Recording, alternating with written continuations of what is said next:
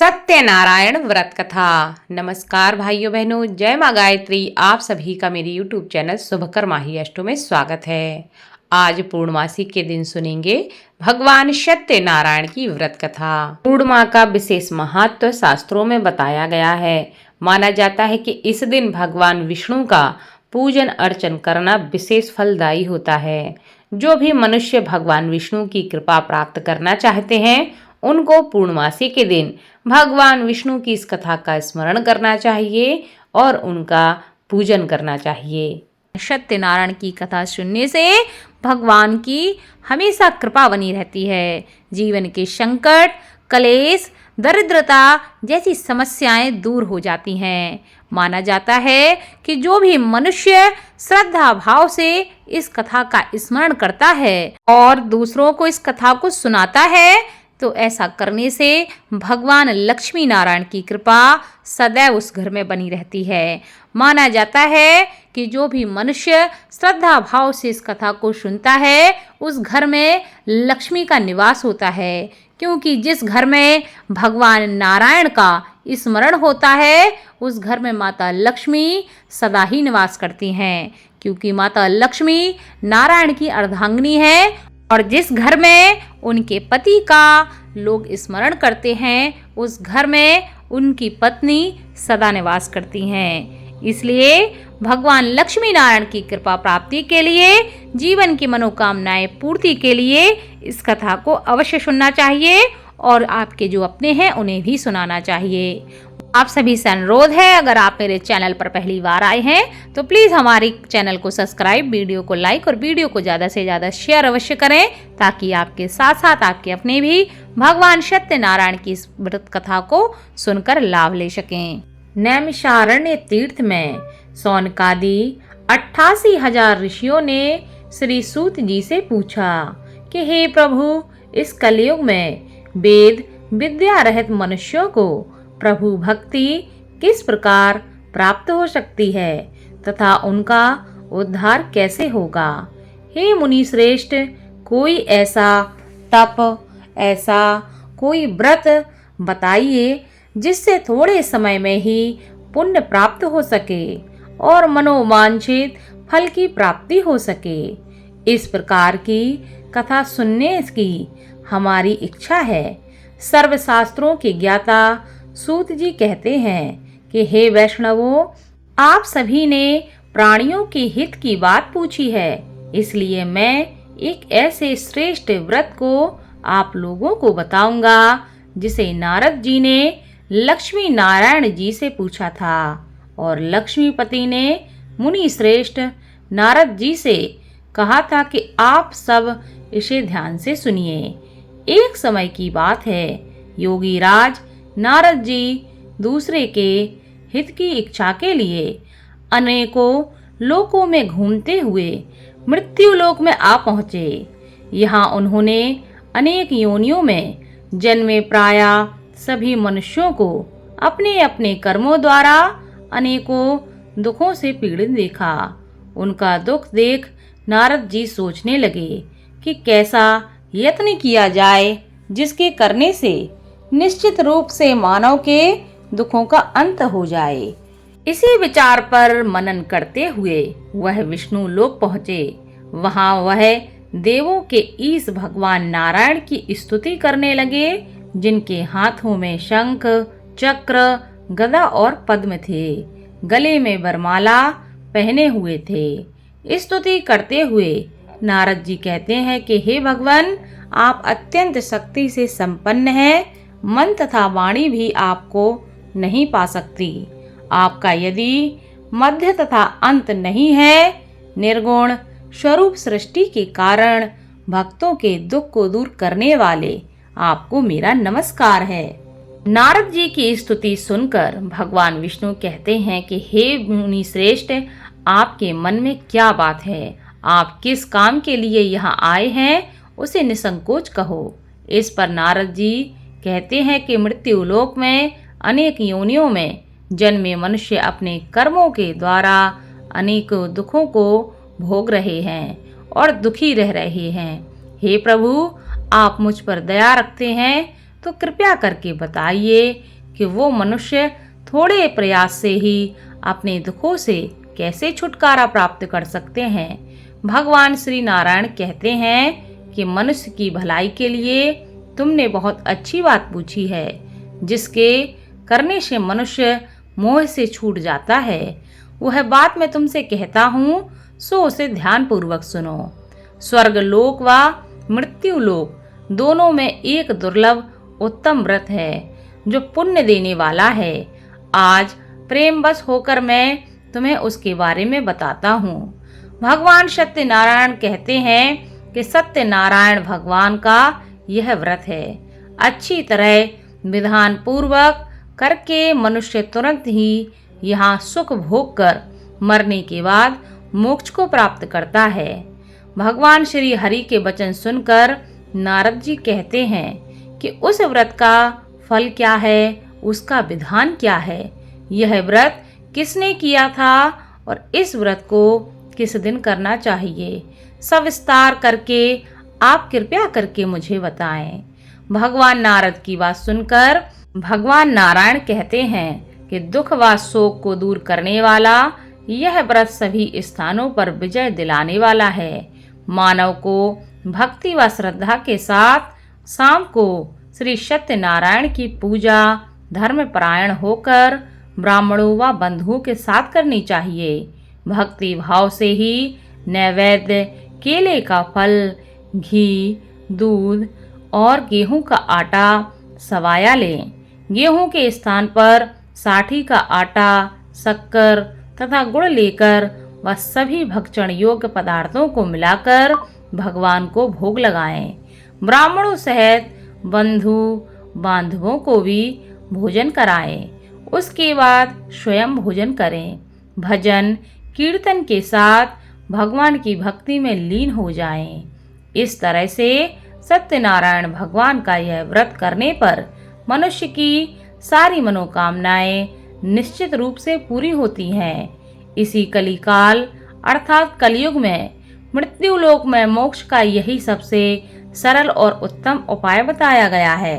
इति श्री सत्यनारायण व्रत कथा प्रथम अध्याय संपूर्णम। दूसरे अध्याय में सूत जी कहते हैं कि हे ऋषियों, जिसने पहले समय में इस व्रत को किया था उसका इतिहास मैं तुमसे कहता हूँ, सो उसे तुम ध्यान से सुनो। सुंदर काशीपुरी नगरी में एक अत्यंत निर्धन ब्राह्मण रहता था। भूख प्यास से परेशान वह धरती पर घूमता रहता था।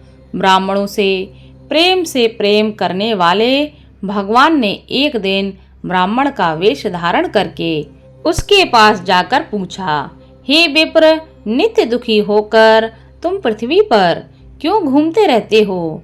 दीन ब्राह्मण कहता है, मैं निर्धन ब्राह्मण हूँ, भिक्षा के लिए धरती पर घूमता रहता हूँ। हे भगवान, यदि आप इसका कोई उपाय जानते हो तो कृपया करके मुझे बताइए।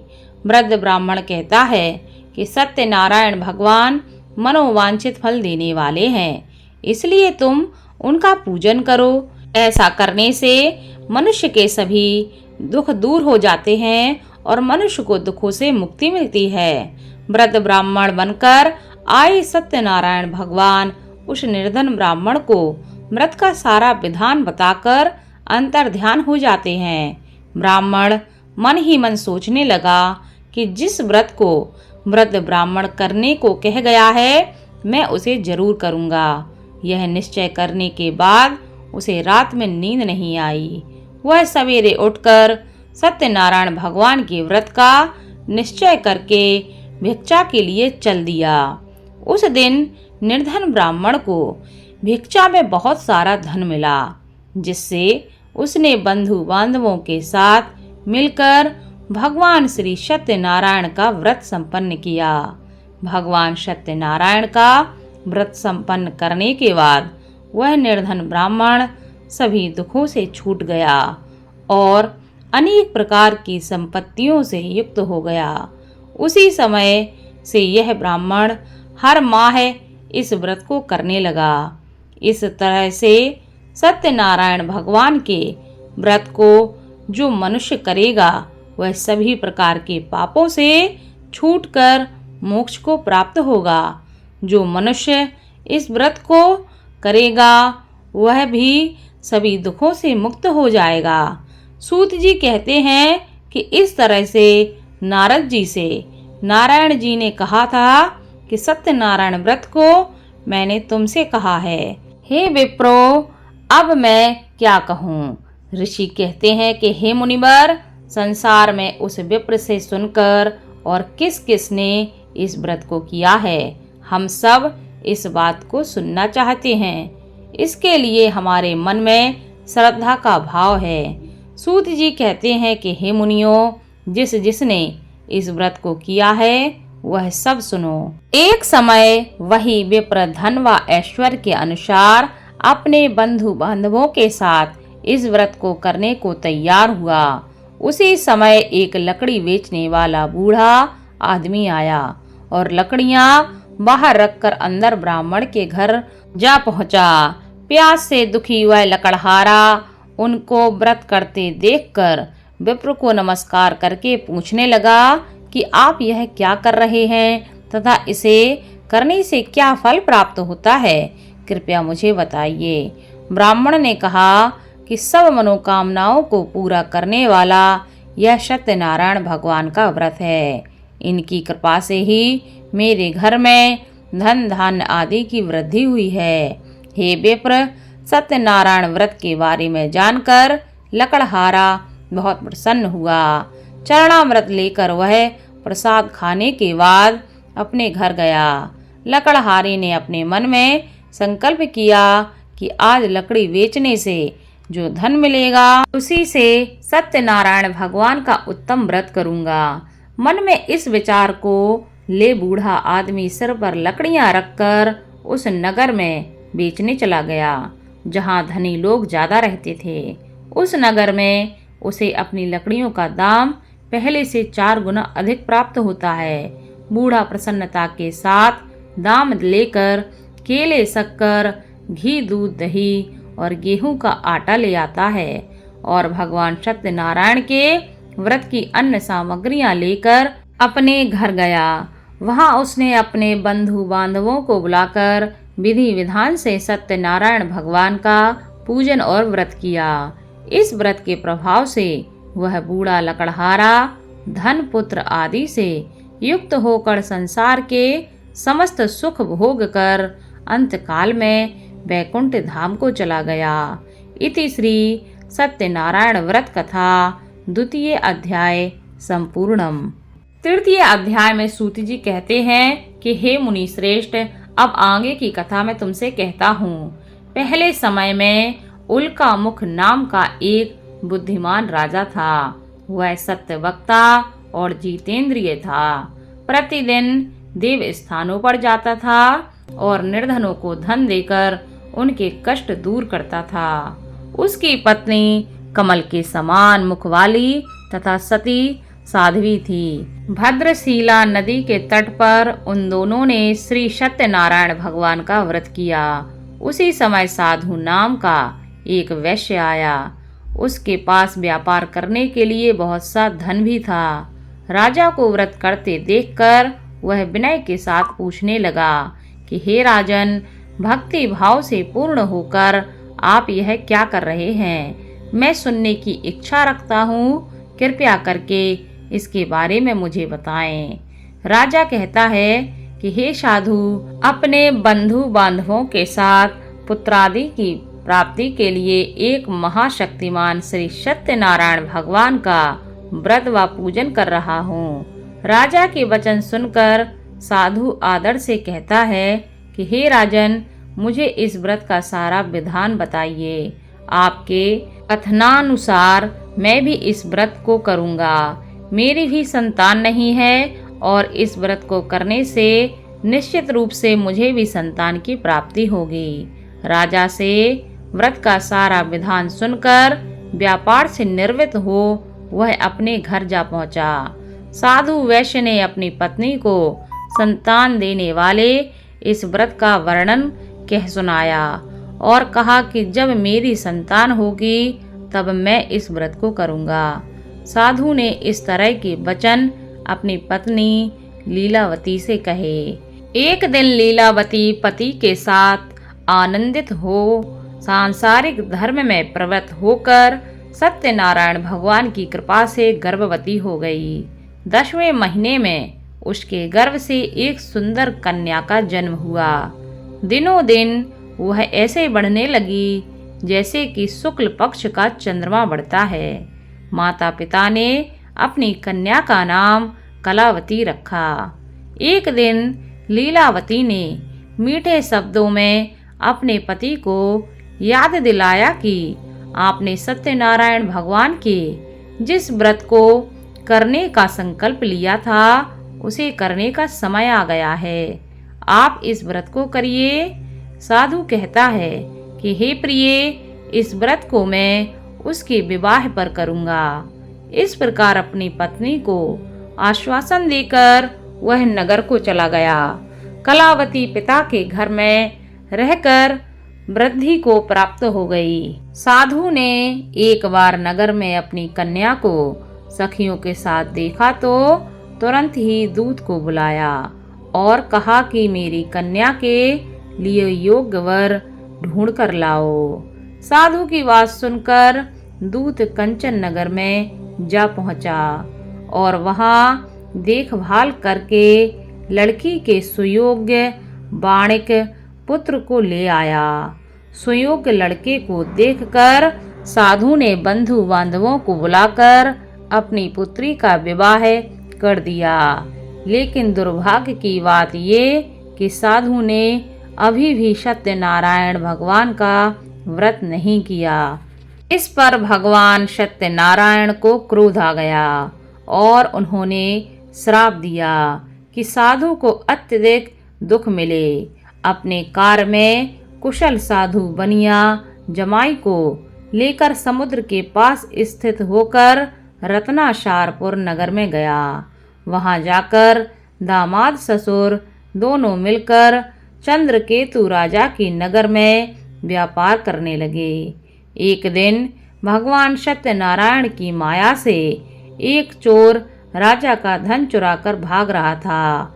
उसने राजा के सिपाहियों को अपना पीछा करते देख चुराया हुआ धन वहां रख दिया जहां साधु अपने जमाई के साथ ठहरा हुआ था। राजा के सिपाहियों ने साधु वैश्य के पास जाकर राजा का धन पड़ा देखा तो वह ससुर जमाई दोनों को बांधकर प्रसन्नता से राजा के पास ले आए और कहा कि उन दोनों चोरों को हम पकड़ लाए हैं, आप आगे की कार्रवाई की आज्ञा दें। राजा की आज्ञा से उन दोनों को कठिन कारावास में डाल दिया गया और उनका सारा धन भी उनसे छीन लिया गया। भगवान सत्यनारायण के श्राप से साधु की पत्नी भी बहुत दुखी हुई। घर में जो धन रखा था उसे चोर चुरा ले गए। शारीरिक तथा मानसिक पीड़ा व भूख प्यास से अति दुखी हो अन्न की चिंता में कलावती के ब्राह्मण के घर आई। वहां उसने श्री सत्यनारायण भगवान का व्रत होते देखा, फिर कथा भी सुनी। वह प्रसाद ग्रहण कर वह रात को घर वापस आई। माता के कलावती से पूछा कि हे पुत्री, अब तक तुम कहाँ थी? तेरे मन में क्या है? कलावती ने अपनी माता से कहा कि हे माता, मैंने एक ब्राह्मण के घर में सत्यनारायण भगवान का व्रत देखा है। कन्या के वचन सुनकर लीलावती भगवान के पूजन की तैयारी करने लगी। लीलावती ने परिवार व बंधु बांधवों सहित सत्यनारायण भगवान का पूजन किया और उसने वर मांगा कि मेरे पति तथा जमाई शीघ्र ही घर वापस आ जाएं। साथ ही यह भी प्रार्थना की कि हम सब का अपराध प्रभु आप क्षमा करें। भगवान सत्यनारायण इस व्रत से संतुष्ट हो गए और राजा चंद्रकेतु को अपने सपने में दर्शन देकर कहा कि हे राजन, तुम उन दोनों वैश्यों को छोड़ दो और तुमने उनका जो धन लिया है उसे वापस कर दो। अगर ऐसा नहीं किया तो मैं तुम्हारा धन व राज्य संतान सभी नष्ट कर दूंगा। राजा को यह शब्द कहकर वह अंतर ध्यान हो गए। प्रातः काल सभा में राजा ने अपना सपना सुनाया। फिर बोले कि बड़े पुत्रों को कैद से मुक्त करके सभा में लाओ। दोनों ने आते ही राजा को प्रणाम किया। राजा मीठी वाणी में बोला, हे महानुभाव, भाग्यवश ऐसा कठिन दुख तुम्हें प्राप्त हुआ है, लेकिन अब तुम्हें कोई भय नहीं है। ऐसा कहकर राजा ने उन दोनों को नए वस्त्र आभूषण भी पहनाए और जितना उनका धन लिया था उससे दुगना धन उन्हें वापस किया और दोनों को वहां से छोड़ दिया और दोनों वैश्य अपने घर चल दिए। इति श्री सत्यनारायण व्रत कथा तृतीय अध्याय संपूर्णम। चौथे अध्याय में सूत जी कहते हैं कि वैश्य ने मंगलाचार कर अपनी यात्रा आरंभ की और अपने नगर की ओर चल दिए। उनके थोड़ी दूर जाने पर एक दंडी वेशधारी श्री सत्यनारायण ने उनसे पूछा, हे साधु, तेरी नाव में क्या है? अभिवाणी बढ़ के हंसता हुआ बोला कि हे दंडी, आप क्यों पूछते हो? क्या धन लेने की इच्छा है? मेरी नाव में तो बेल व पत्ते भरे हुए हैं। वैश्य के कठोर वचन सुनकर भगवान कहते हैं, तुम्हारा वचन सत्य हो। दंडी ऐसे वचन कहकर वहां से दूर चले गए। कुछ दूर जाकर समुद्र के किनारे बैठ गए। दंडी के जाने के बाद साधु वैश्य ने नित्य क्रिया के पश्चात नाव को ऊंची उठते देखकर अचंभा माना और नाव में बेल पत्ते आदि देखकर वह मूर्छित होकर जमीन पर गिर पड़ा। मूर्छा खुलने पर वह अत्यंत शोक में डूब गया। तब उसका दामाद बोला कि आप शोक न मनाएं, यह दंडी का शाप है, इसलिए हमें उनकी शरण में जाना चाहिए, तभी हमारी मनोकामना पूरी होगी। दामाद की बात सुनकर वह दंडी के पास पहुंचा और अत्यंत भक्ति भाव नमस्कार करके कहने लगा, मैंने आपसे जो जो असत्य वचन कहे थे उनके लिए मुझे क्षमा करें। ऐसा कहकर महान शोकातुर हो रोने लगा। तब दंडी भगवान बोले, हे बड़े पुत्र, मेरी आज्ञा से बार बार तुम्हें दुख प्राप्त हुआ है। तू मेरी पूजा से विमुख हुआ है। साधु बोला कि हे भगवान, आपकी माया से ब्रह्मा आदि देवता भी आपके रूप को नहीं जान पाते। मैं तो अज्ञानी हूँ, कैसे जान सकता हूँ? आप प्रसन्न होइए, अब मैं सामर्थ्य के अनुसार आपकी पूजा करूँगा। मेरी रक्षा करो और पहले के समान नौका में धन भर दो। साधु वैश्य के भक्ति पूर्वक वचन सुनकर भगवान प्रसन्न हो गए और उसकी इच्छा अनुसार वरदान देकर अंतर्ध्यान हो गए। ससुर जमाई जब नाव पर आए तो नाव धन से भरी हुई थी। फिर वही अपने अन्य साथियों के साथ सत्यनारायण भगवान का पूजन कर अपने नगर को चल दिए। जब नगर के नजदीक पहुँचे तो दूत को घर पर खबर करने के लिए भेजा। दूत साधु की पत्नी को प्रणाम करके कहता है, मालिक अपने दामाद सहित नगर के निकट आ गए हैं। दूत की बात सुन साधु की पत्नी लीलावती ने बड़े हर्ष के साथ सत्यनारायण भगवान का पूजन कर अपनी पुत्री कलावती से कहा कि मैं अपने पति के दर्शन को जाती हूँ, तू कार्य पूर्ण करके शीघ्र आ जा। माता के ऐसे वचन सुनकर कलावती जल्दी में प्रसाद छोड़ अपने पति के पास चली गई। प्रसाद की अवज्ञा के कारण भगवान श्री सत्यनारायण भगवान रुष्ट हो गए और नाव सहित उसके पति को पानी में डुबो दिया। कलावती अपने पति को वहां न पाकर रोती हुई जमीन पर गिर गई। नौका को डूबा हुआ देखकर कन्या को रोता हुआ देख साधु दुखी होकर बोला कि हे प्रभु, मुझसे तथा मेरे परिवार से जो भूल हुई हो उसे क्षमा करो। साधु के दीन वचन सुनकर भगवान सत्यनारायण प्रसन्न हो गए और आकाशवाणी हुई कि हे साधु, तेरी कन्या मेरे प्रसाद को छोड़ आई है, इसलिए उसका पति अदृश्य हो गया है। यदि वह घर जाकर प्रसाद खाकर लौटती है तो उसे उसका पति अवश्य मिलेगा। ऐसी आकाशवाणी सुनकर कलावती घर पहुंचकर प्रसाद खाती है और फिर आकर अपने पति के दर्शन करती है। उसके बाद साधु अपने बंधु बांधवों सहित श्री सत्यनारायण भगवान का विधि विधान से पूजन करता है और इस लोक का सुख भोग कर अंत में स्वर्ग को जाता है। इति श्री सत्यनारायण व्रत कथा चतुर्थ अध्याय संपूर्णम। 5वें अध्याय में सूत जी बोले कि हे ऋषियों, मैं और एक कथा तुम्हें सुनाता हूँ, उसे भी ध्यान पूर्वक सुनो। प्रजापालन में लीन तुंगध्वज नाम का एक राजा था। उसने भी भगवान का प्रसाद त्याग कर बहुत ही दुख भोगा है। एक बार वन में जाकर वन्य पशुओं को मारकर वह बड़ के पेड़ के नीचे आया। वहां उसने ग्वालों को भक्ति भाव से अपने बंधुओं सहित सत्यनारायण भगवान का पूजन करते हुए देखा। अभिमानवश राजा ने उन्हें देखकर भी पूजा स्थान में नहीं गया और ना ही उसने भगवान को नमस्कार किया। ग्वालों ने राजा को प्रसाद दिया, लेकिन उसने वह प्रसाद नहीं खाया और प्रसाद को वहीं छोड़कर अपने नगर को वापस आ गया। जब वह नगर पहुंचा तो वहां सब कुछ तहस नहस हुआ पाया, तो वह शीघ्र ही समझ गया कि यह सब भगवान ने ही किया है।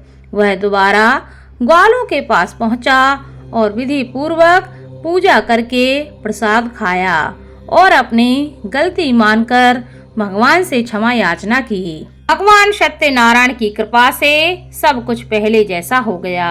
दीर्घ काल तक सुख भोगने के बाद मृत्यु के बाद उसे स्वर्ग लोक की प्राप्ति हुई। जो मनुष्य परम दुर्लभ इस व्रत को करेगा तो भगवान सत्यनारायण की कृपा से उसे धन धान्य की प्राप्ति होगी। निर्धन धनी हो जाता है और भय युक्त को जीवन जीता है। संतानहीन मनुष्य को संतान सुख मिलता है और सारे मनोरथ पूर्ण होने पर मानव अंत काल में वैकुंठ धाम को जाता है। सूत जी कहते हैं, जिन्होंने पहले इस व्रत को किया है और उनके दूसरे जन्म की कथा कहता हूँ। वृद्ध सतानंद ब्राह्मण ने सुदामा का जन्म लेकर मोक्ष की प्राप्ति की। लकड़हारे ने अगले जन्म में निषाद बनकर मोक्ष प्राप्त किया। उल्का मुख नाम का राजा दशरथ होकर वैकुंठ को गए। साधु नाम के वैश्य ने मोर ध्वज बनकर अपने पुत्र को आरे से चीरकर मोक्ष पाया। महाराज तुंगध्वज ने स्वयंभू होकर भगवान में भक्ति युक्त हो कर्म कर मोक्ष पाया। इति श्री सत्यनारायण कथा पंचम अध्याय संपूर्णम। बोलो भगवान सत्यनारायण की जय।